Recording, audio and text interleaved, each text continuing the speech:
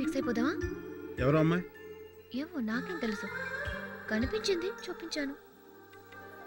ఆ, ఆ.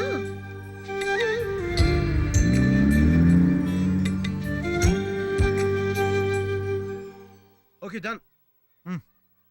నిజంగానే కదా బుజ్జి, అర్థమైందిగా. ఒకవేళ అమ్మాయికి బాయ్ ఫ్రెండ్ ఉంటే ఖేల్ ఖతం.